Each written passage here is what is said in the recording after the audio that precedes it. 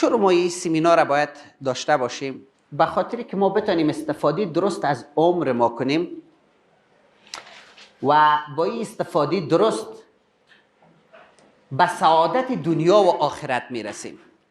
یعنی اگر از ما شما یک پرسان کنید استاد همه سمینارهای تا راست میگه الا چه پر گفته رئیس یک کلام بگم بیغم شیم، میگم از عمرت درست استفاده کن. یک فرمول اگه برات بگم میگم از عمرت درست استفاده کن. از عمرت که درست استفاده کردی هم در دنیا سربلند استی هم در آخرت. یعنی این سمینار خوب اما تو فکس دمی وقت ما و شماست، دمی سن سالی که قرار داریم کمی چیزا را متوجه شویم و از عمر خود درست استفاده کنیم. کم در این دنیا با افتخار زندگی کنیم، نه در آخرت. چرا باید متوجهش باشیم؟ به خاطر که همین عمر محدود است و هم تکرار نمیشه. یک چیزی کم است و هم تکرار نمیشه، قدرش باید بفهمیم. یک چیزی که زیاد است خود قدرش نفهمیدی برو زیاد است.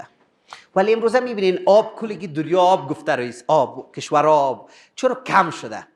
اهمیت پیدا کرده. عمر هم محدود است، هم تکرار اجازه نداریم. خیر یک چیزی که نمی دو مشخصه را داره، اگه این دیگه عیف کردیم سرفگنده استیم، هم در این دنیا هم در اون دنیا. دنیا مزرعه آخرت است. ما مسلمان ها باور ما بایست که دنیا برای ما مزرعه است برای کشت آخرت ما. ما اینجا چی کشت میکنیم؟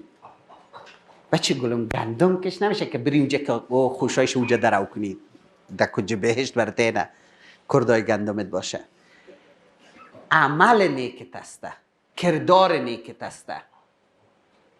مثلا یک کشت برای ما و شما مطمئن استم همین سمینار ماست. یعنی یک کشت از 2 ساعت روز جمعه مبارک حداقل من هیچ کار نکرده باشم از اجرای یک کار بد تو رو جلوگیری کردم. مثلا مثال میگم، تو نام خدا کار بد انجام نمیدی، مثال میگم. فرض مثال شاید در خانه میبینی یک غیبت میشه، تو با وجود دلت نمیاد یک غیبت میکردی، اما تو اینجا هستی دیگه اون غیبت خانه را نمیکنی.